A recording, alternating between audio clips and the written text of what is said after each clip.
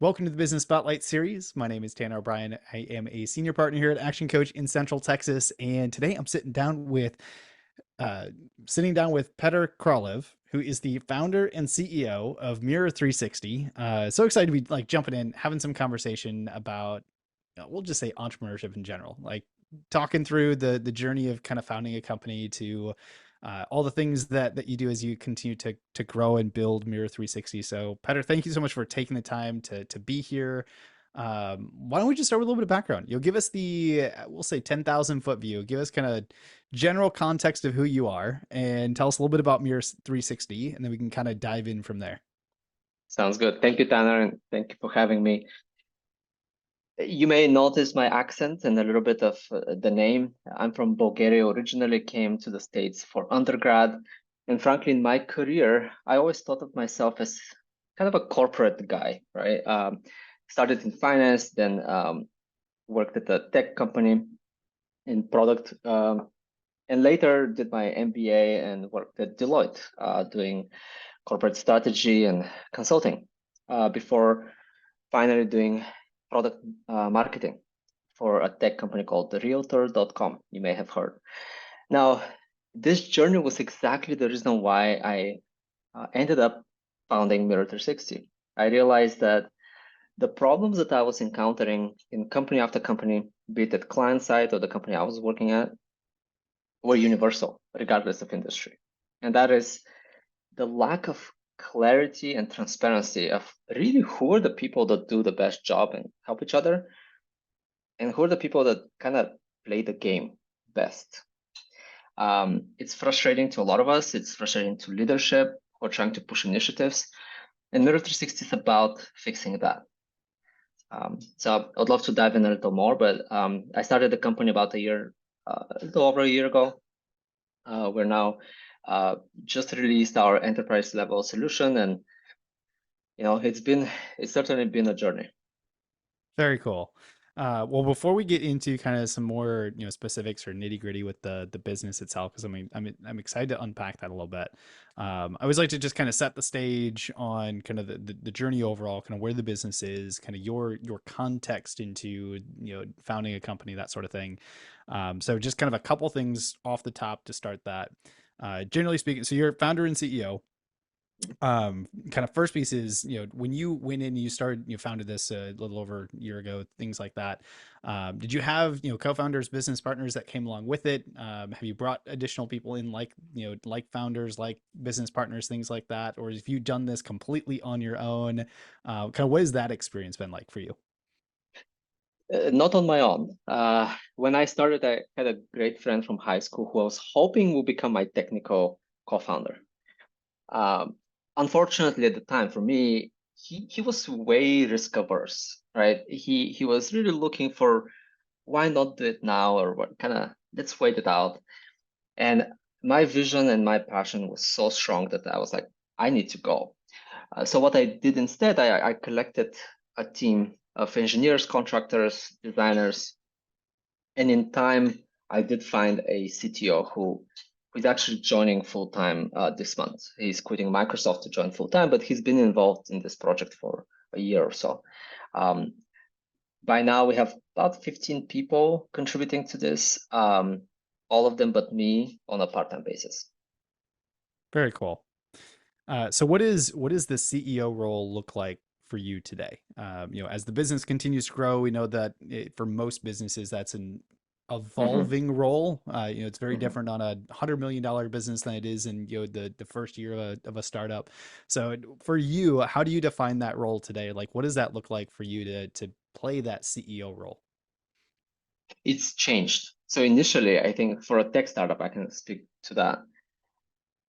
It was a lot of a researcher, UX designer, and product lead initially. It then evolved into marketing and engineering and operations. And now it's evolving into fundraising and go-to-market channel strategy and PR. So I hope after we get on the fundraising train and we get funded and I can start staffing these roles full time, my role can evolve into what the natural CEO level role is, which is vision, inspiring the team internally, and being the best ambassador for the company to the world. Very cool.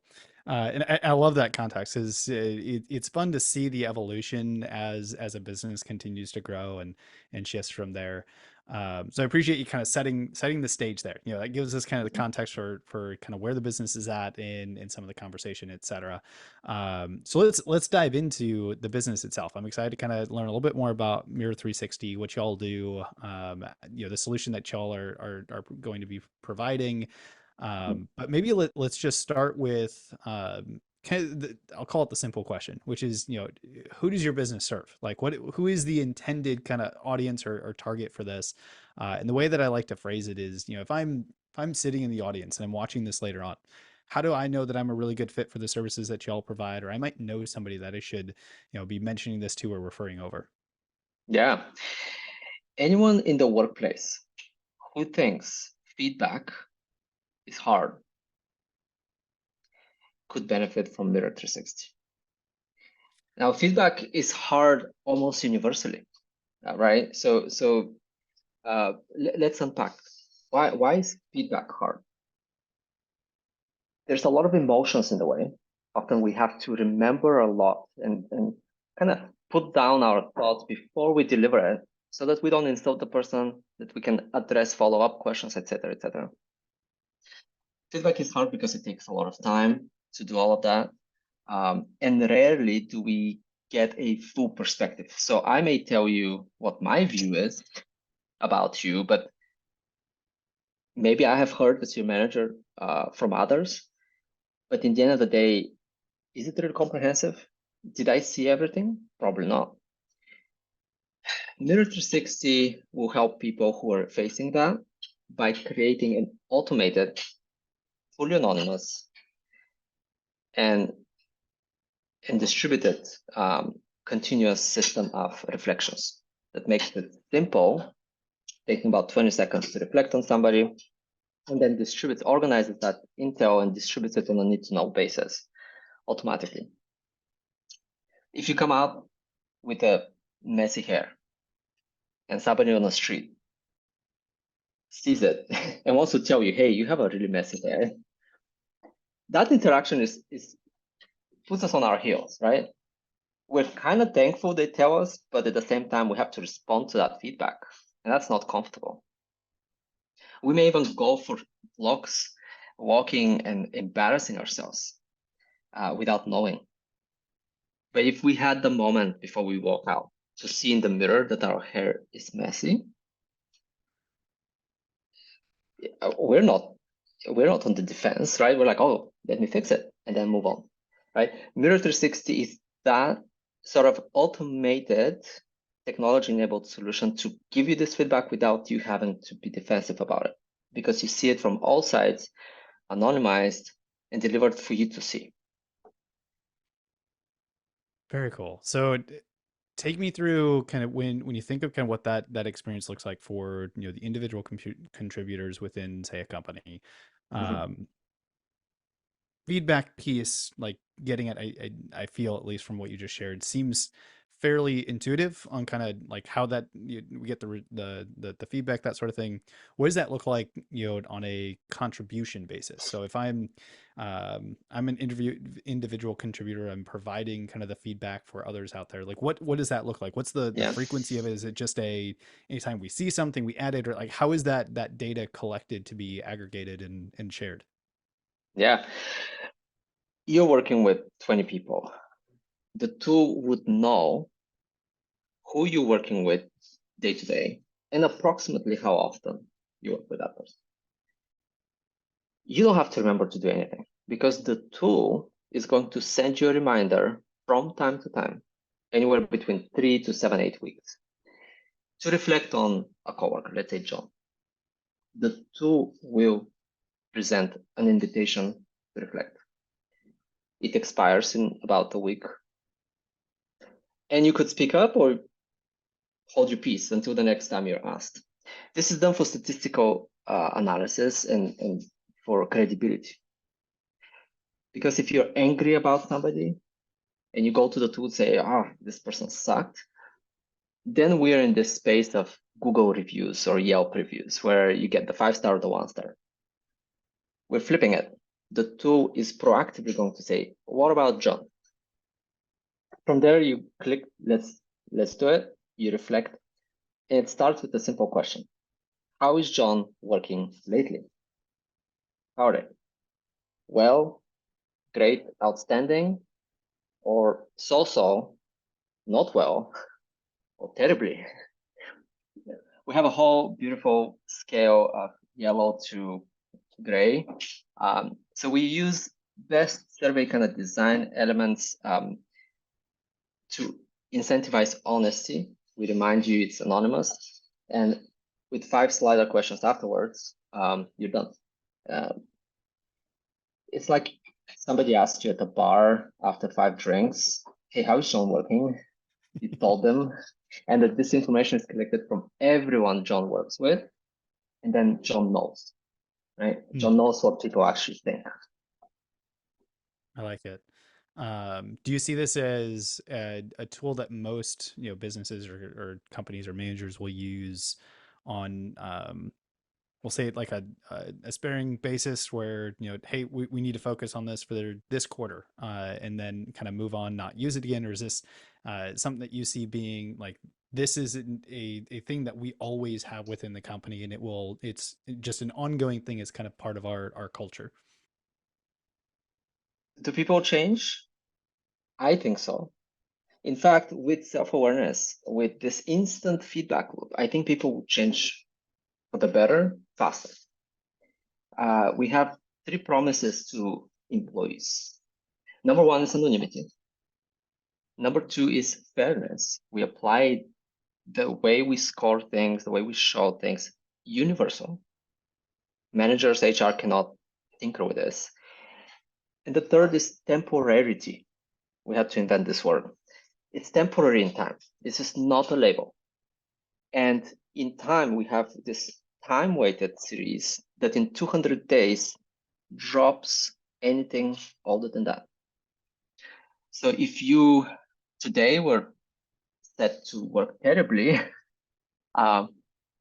in 6 months, you may have improved so much, and that doesn't matter. If somebody said you work terribly, then in 6 months, we don't care because you've had an opportunity to improve, and that same person would have had the opportunity to reflect on you again.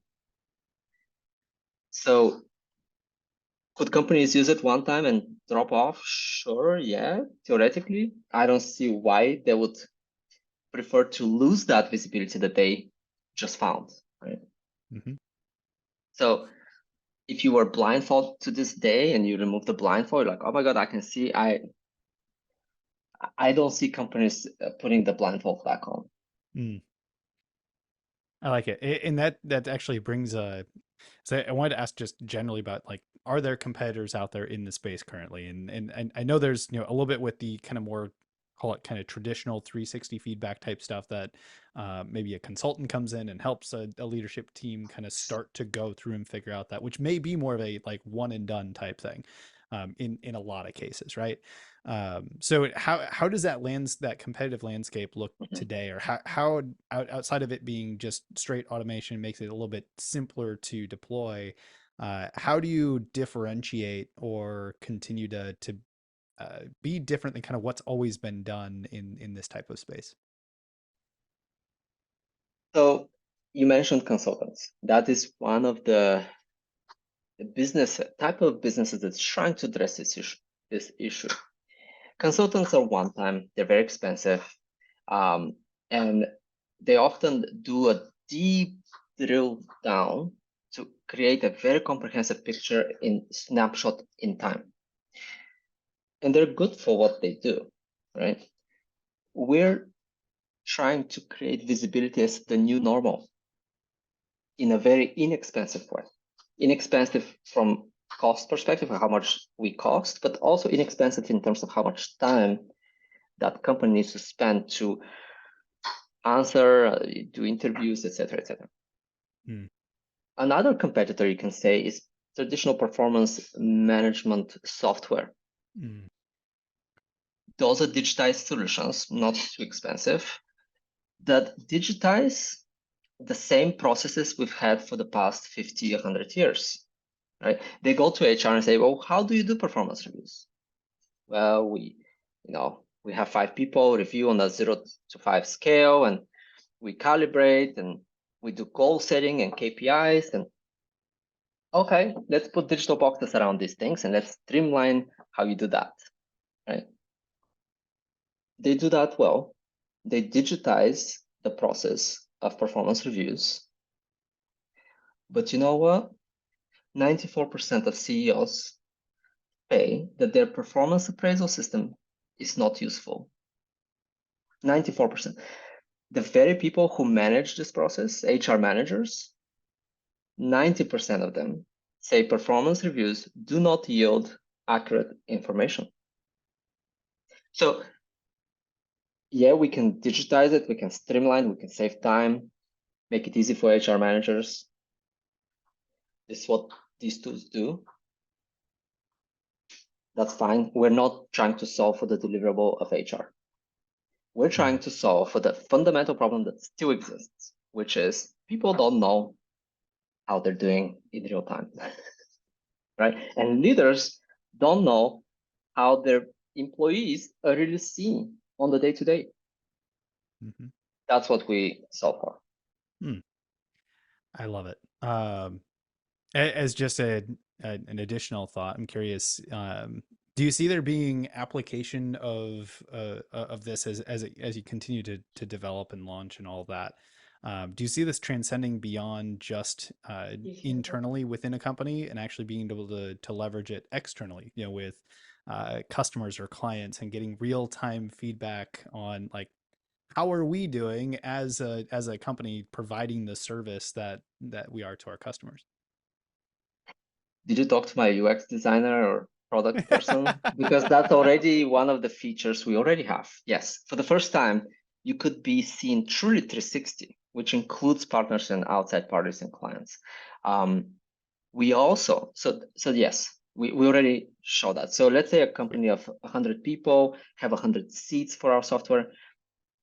They can add unlimited number of reflectors outside of their company. So if their people Mm, are mostly salespeople or consultants, our system can help bring that visibility from the outside to them without having to pay extra seats for it. mm. Nice. So I love yes, that. That's yeah, awesome. we for a startup of our age, we have a pretty comprehensive solution that includes a free version of Mirror 360 for the worker or a freelancer, maybe you, Tanner. You can open your own Mirror 360 free of charge with an invitation code and start soliciting that feedback automatically from time to time. You just say whose opinion matters to you, you add their email, and the tool will start polling, right? Think about Hmm. opinion polls. It's made custom for you in a beautiful way with an invitation that makes you look good for asking, makes them feel important for being asked, and makes your reflectors be pleasantly surprised how easy it is because it only takes them 20 seconds. That's really cool. Which actually that leads to another question that was on kind of the top of my head. Because I always love asking about marketing as you kind of get towards the point of truly going to market and getting out there and all that kind of stuff. You know, a question that came to mind was, you know, when you start really pushing on marketing, is the target the you know the individual contributor, the employee? Is it the management level? Is it just enterprise and going after, you know, gaining business clients? Is it kind of everything along the spectrum? What do you foresee that to be as you kind of start shifting into the marketing side of things and getting the word out there? I don't pretend to know exactly what will click the best. The tool ultimately helps everyone, even the people who are in kind of mediocre but climbed up using the games of politics to get to where they are. Because those people, they have still imposter syndrome. They still have anxiety at work, and they're probably not in the right places. Certainly, a lot of people suffer under their management. So a tool like Mirror 360 ultimately realigns people to the right places and positions and people to teams. Now, to the go-to-market, in many ways, you can look at Mirror 360 as democratizing the workplace. I Hmm. grew up in Eastern Europe. Uh, when I was a kid, Bulgaria was a bureaucratic dictatorship. Okay, you couldn't even joke about the president because you don't know if there's a secret police somewhere. In corporate America, how information flows and how decisions are made resembles a bureaucratic dictatorship. In fact, it's kind of the same thing. Employees cannot really speak their truth because there are repercussions, right? So we start to pretend, we try to play around this system. So when a tool comes that is looking to democratize a bureaucratic dictatorship, our best go-to-market may not be top-down, at Mm. least not initially. We may find those leaders who are aligned to that vision and to that ethos, probably in smaller companies or very visionary leaders, but we need to build a movement, especially from the bottoms up, right? So Mm. this is why we have the free app, My Mirror 360. We have a tool that works for a team of 5 or 10, as well as for a company of 20,000. Um, so interviews like this, Tanner, interviews like the ones I'm about to make, these are the ways we're trying to build a program of ambassadors, of influencers and thought leaders to speak about what's possible with visibility and transparency. Mm. I love that. Um, so when you kind of cast your vision for the next, say, 3 to 5 years, as you build out, you start to kind of build ideally kind of this movement and all of that kind of stuff. What does that look like when you look at kind of the growth of the business itself, and then kind of maybe even your role within it? You know, we talked earlier about kind of the evolution of the CEO role. But casting the vision out for 3 to 5 years, what does that look like for the business, and what does that look like for you? Well, I'll tell you the vision in my head for the next 3 to 5 years. I've learned over the past year that what's in my head tends to happen a little bit slower, but it happens. Everything takes a little longer. But I can tell you that when I first started Mirror 360, what was already sort of what I thought will happen in 2 years is probably now in year three, right? So a little delayed. Mm. So the 3 to 5, I think, works. We we need to prove in enterprise level customers the impact of visibility, create case studies, and create publicity around that. Before long, we should have a strong pipeline of inbound interest in Mirror 360. We are building our solution in a way that is scalable to infinity. We work already on Azure and custom backend with React on the front end. So we've built the solution in a way that's like not customizable, standardized. It's just out of the box visibility. So in 3 to 5 years, I would hope that Mirror 360 has become a household name, and any business that does not utilize Mirror 360 will be put to answer why. Mm. Why not? Why don't you have a Mirror 360 if you're talking about meritocracy and transparency and encouraging collaboration, etc., etc.? Mm. It's one of those things that when seen, when understood, you cannot unsee it. You go back to performance reviews, you go back to a company without Mirror 360, and you're like, hello, where's our mirror? So hopefully we chat in a few years and we look back to this interview like, oh, it's exactly what you said. Well, I look forward to that day. I think that'll be a tremendous amount of fun.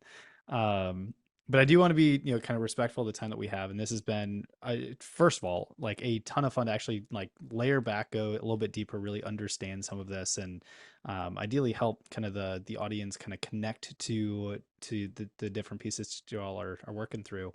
But as we start to kind of shift, I've got a handful of rapid fire questions I love to ask, just kind of pull out some additional wisdom nuggets from your experience and everything that you've been working through.